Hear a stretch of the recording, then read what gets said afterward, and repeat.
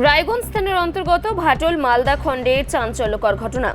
2003 সালে বিবাহের বন্ধনে আবদ্ধ হন রত্না খাতুন, কিন্তু বিয়ের মাত্র 4 বছরের মাথায় 2007 সালে তার স্বামী মৃত্যুবরণ করেন। স্বামীর মৃত্যুর পর রত্না ও তার ছেলের নামে থাকা পারিবারিক সম্পত্তি নিয়ে শুরু হয় বিবাদ। রত্না খাতুনের অভিযোগ, তার শাশুড়ি শ্বশুর ওই সম্পত্তির লোভে তাকে দীর্ঘদিন ধরেই মানসিক ও শারীরিক নির্যাতন করে অবশেষে বাড়ি থেকে বের করে দেয়। তিনি দাবি করেছেন, সম্পত্তির ন্যায্য হিস্সা চাইতে গেলে প্রাণনাশের হুমকি পর্যন্ত দেওয়া হচ্ছে। সবচেয়ে উদ্বেগের বিষয়, রত্না অভিযোগ করেছেন, যেহেতু এলাকাটি সীমান্তবর্তী, তাই স্থানীয় বিএসএফ ফোর্সের কিছু সদস্যকে ব্যবহার করে তাকে মারার চক্রান্ত চলছে বলেও তিনি আশঙ্কা করছেন। এই বিষয়ে তিনি থানা, ব্লক, এসডিও অফিস থেকে শুরু করে বিভিন্ন দপ্তরের অভিযোগ জানিয়েছে, কিন্তু এখনো পর্যন্ত কোনো স্থায়ী সমাধান মেলেনি বলে দাবি। এই প্রসঙ্গে রত্না খাতুন আরো কি বললেন শুনুন। আপনার নাম? আমার নাম রত্না খাতুন। কোথায় বাড়ি আপনার? আমার ভাটল মালদা খন্ডে। এই যে এইচডিও অফিসে এখানে এসেছেন, কেন, কি কারণে, কি সমস্যা রয়েছে আপনার? স্যার, আমার হাজবেন্ডের নামে 12 বিঘা জমি ছিল। 2003 সালে আমার বিয়ে হয়। আমার হাজবেন্ডের নাম আব্দুল কাদের। উনি মারা যাওয়ার পরে ওনার যেটা সম্পত্তি ছিল সেটা আমার ছেলের নামে আর আমার নামে হয়ে যায়। তখন আমার হাজবেন্ড মারা যাওয়ার পরে আমাদেরকে বাড়ি থেকে বের করে দেয় আমার শ্বশুরবাড়ির লোকেরা। 2007 সালে মারা যাওয়ার পরে আমরা বাড়িতে রায়গঞ্জে থাকি ছেলেকে নিয়ে। তারপর শ্বশুরবাড়ি থেকে আমাদেরকে বের করে দিয়েছে, থাকতে দেয় না জমির লোভে।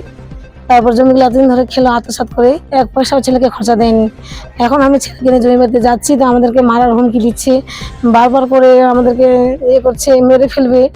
অনেক জায়গায় ঘুরলাম, বেলার অফিসে, এসডিও স্যারের কাছে, বিডিও ম্যাডামের কাছে, এসপি স্যারের কাছে, ভাটল ফাঁড়িতে, রায়গঞ্জ থানায় আইসি স্যারের কাছে, সব জায়গায় ঘুরছি, কোথাও আমি এখনো কোনো সুরাহা পাইনি।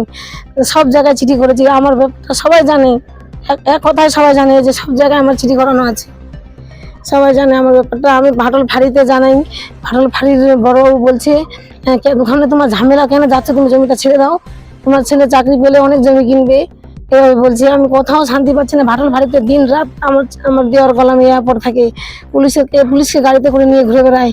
বিএসএফের কাছে যাচ্ছি, বিএসএফের সঙ্গেও ওর ভালো সম্পর্ক, বিএসএফের সঙ্গে 2 নম্বর ব্যবসা করে, বিএসএফের কাছেও পড়ে থাকে সারাদিন। তো এখন আমি কি করব, কোথায় যাব? আমি খুবই অসহায় আমার ছেলেকে নিয়ে। কি করে খাবো, কি করে ছেলেকে পড়াশোনা করবো? ছেলেকে 18 বছর ধরে এটা আমি ভুগছি। ছেলেকে বাইরে কোথাও পড়াতে পারছি না, টাকার অভাবে। আর বিএসএফ মারার হুমকি দিচ্ছে। বিএসএফ এর কাছ থেকে ওইদিন প্রাণে বেঁচে আসছি আমি কোনো মতে। বিএসএফ ওদের সঙ্গে মিলিত হয়ে আমাকে মারার প্ল্যান করেছিল, কোনো মতে প্রাণে বেঁচে আসি। আমার কাছে ভিডিও আছে, এই তো 8-10 দিন হল ভিডিওটা আছে আমার কাছে, আপনাদেরকে আমি ভিডিওটা দিব। জমিটা কাটাতারের ওপারে আছে, 12 বিঘা। 4 বিঘা ধান লাগাইছি মালদা খন্ডে, কাটাতারের ওপারে, ভাটলে। হ্যাঁ, বাংলাদেশের জমি কি? বাংলাদেশে না, বাংলাদেশের এপারে, আমাদের ইন্ডিয়াতেই।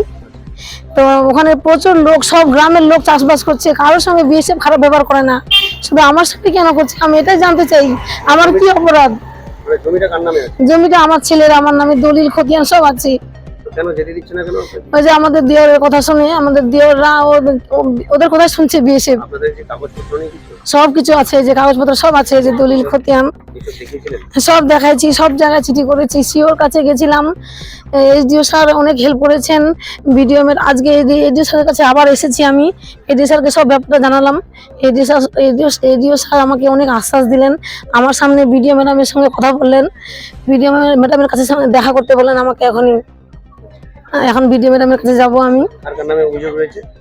অভিযোগ যে ভাটল ফাঁড়ির বড়বাবু যে আছেন, উনি আমাকে কোনো রকম হেল্প করছেন না। উনি আরো বলছেন যে তোমার ওখানে বিপদ, তোমার ওখানে ঝামেলাতে তুমি কেন যাচ্ছ, ওখানে জমিটা ছেড়ে দাও না, তোমার ছেলে ভালো রেজাল্ট, চাকরি পাবে, অনেক জমি কিনবে, এরকম বলছে।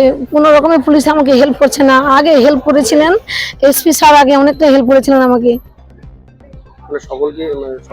সব জায়গায় কমপ্লেন করা আছে, বেলার অফিসে কমপ্লেন করা আছে, বিডিও স্যারের কাছে, বিডিও ম্যাডামের কাছে কমপ্লেন করা আছে, এসডিও স্যারের কাছে কমপ্লেন করা আছে। 18 বছর ধরে স্যার ভুগছি, নাজেহাল হয়ে গেছি, আর পারছি না। এখন আমার দেওয়ালে পিঠ থেকে গেছে, আমি খুবই এখন অসহায়। ছেলেকে নিয়ে ভাড়া বাড়িতে থাকি, আমার এতগুলো সম্পত্তি থাকতেও ছেলেকে নিয়ে ভাড়া বাড়িতে থাকতে হচ্ছে আমাকে। এখন কি চাইছেন? আমি চাচ্ছি আমার সম্পত্তি, আমার ছেলের সম্পত্তি গুলো যাতে আমাদের দেওয়া হোক, আমরা নিজে চাষবাস করতে পারি। আপনাদের ওই আমি যারা যারা অভিযোগ রয়েছে, কি নাম শ্বশুরবাড়ির লোকের? গোলাম মিয়া, ওসমান গনি। দিন রাত পাটল ফাঁড়িতে পড়ে থাকে, ভাটল ফাঁড়ির বড় বাবু, কি বলছে দেখি? ভাটল ফাঁড়ির বাবু। আপনার শ্বশুরবাড়ি থেকে কি বলছে এখন? আমার শ্বশুর বাড়ি থেকে ওরা একটাই কথা, জমি ছাড়বো না আমরা, এরকম বলছে। তো আপনি জিজ্ঞেস করলেন যে আপনার নামে জমি সব কাগজপত্র জমি জমা আছে? না, ওদের নামে কিচ্ছু নাই স্যার। আপনার নামে? হ্যাঁ, আমরা বলছি কাগজ দেখাও, শ্বশুরবাড়িতে গিয়েছিলেন? গেছিলাম, কাগজ আপনাদেরকে থাকতে দিচ্ছে না কেন শ্বশুরবাড়িতে? থাকতে দিচ্ছে না, জমির লোভে। আমরা ওখানে থাকলে জমিগুলো ওরা খেতে পারবে না, ওই জন্যই। অন্যদিকে অভিযোগের ভিত্তিতে রায়গঞ্জ মহকুমার শাসক কিংসুক মাইতি জানিয়েছেন, বিষয়টি ব্যক্তিগত জমি জমা সংক্রান্ত হওয়ায় সরাসরি প্রশাসনের আওতায় না পড়ে আদালতের মাধ্যমে নিষ্পত্তি সম্ভব। তবে অভিযোগের গুরুত্ব বিবেচনা করে তিনি নিজে বিষয়টি বিশেষভাবে খতিয়ে দেখবেন বলেও আশ্বাস দিয়েছেন। এই প্রসঙ্গে রায়গঞ্জের মহকুমার শাসক কিংসুক মাইতি আরও কি বললেন শুনুন।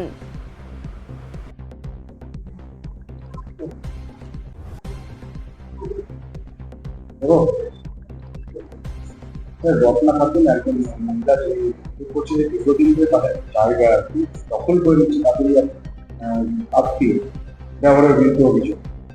কি বলবেন আপনি? আপনারা যে ছিলেন অভিযোগ করতে এবং অভিযোগ করে গেছে। উনি অভিযোগ করেছেন, কিন্তু অ্যাকচুয়ালি ল্যান্ডটা যেটা আছে সেই ল্যান্ডটা পার্সোনাল ল্যান্ড। এবার পার্সোনাল ল্যান্ডের ব্যাপারে আমাদের ডিরেক্টলি ইন্টারভেন করার মতন কিছু থাকে না। যদি ল্যান্ড কেউ এনক্রোচও করে নেয়, মানে কোনো আত্মীয় হতে পারে বা কোনো প্রতিবেশী হতে পারে বা থার্ড পার্টি কেউ, কিন্তু সেক্ষেত্রে মানে আমাদের কম্পিটেন্ট অথরিটি হচ্ছে কোর্ট। কোর্টে গিয়ে এগুলোকে কেস ফাইল করে এগুলোকে সমাধান করতে হবে যে জমির মালিকানা কার কাছে থাকবে। এগুলোতে ডিরেক্ট আমাদের ইনভলভমেন্ট থাকে না। তবুও যেহেতু উনি কমপ্লেন করেছেন, আমরা আমাদের ব্লক লেভেল সিমেন্ট কমিটি আছে, sub divisional level cement committee আছে, তো সেই ব্লক লেভেল সিমেন্ট কমিটিকে আমরা পাঠাবো। তো সেখানে বিডিও থাকেন, আইসি থাকেন, ডিএলআরও থাকেন, তার একবার ওনাদের হিয়ারিং করে দেখুক যদি এটা কোনোভাবে সমাধান সূত্র বার করা যায়। কিন্তু নর্মালি যেটা আমি বললাম যে পার্সোনাল ল্যান্ড হলে কিন্তু এখানে আমাদের ডিরেক্ট ইন্টারভেনশন থাকে না। আমরা খুব বেশি হলে চেষ্টা করবো মধ্যস্থতাকারী ভূমিকা নিয়ে, যদি সমস্যা হয় ল অ্যান্ড অর্ডার সেটাকে কমানো এবং এই মধ্যস্থতা করে দেওয়ার চেষ্টা করা। কিন্তু তার বেশি কিছু আমরা কোনো ডিরেকশন দিতে পারবো না যে এই জমিটা আপনার বা এই জমিটা আপনার নয়। তো এইগুলো আমাদের পক্ষে হবে না, সেটা কোর্ট থেকেই যদি অর্ডার আসে তখনই আমরা প্রপার ব্যবস্থা নিতে পারবো। রায়গঞ্জ থেকে প্রণব কুমার দেবনাথের রিপোর্ট, আর বঙ্গ সংবাদ। প্রকৃতির ছোঁয়ায় গড়ে ওঠা টাটকা ড্রাগন ফল, শুধু জৈব সার আর ভালোবাসার চাষ। রত্নগর্ভ অর্গানিক ড্রাগন ফার্ম থেকে সরাসরি আপনার ঘরে পাইকারি ও খুচরো বিক্রি চলছে। দুয়ারিন করণ দেখি। ফোন নাম্বার 8240772241 অথবা 9832696906 এই নম্বরে। অফিস রায়পুর পিয়াজি মোড়, রায়গঞ্জ। রসালো পুষ্টিকর অর্গানিক, বিশ্বাস রাখুন প্রকৃতির ওপরে। রত্নগর্ভা প্রাকৃতিক কৃষির নতুন পরিচয়। তাহলে আর দেরি কেন? আজই যোগাযোগ করুন রত্নগর্ভা অর্গানিক ড্রাগন ফার্ম।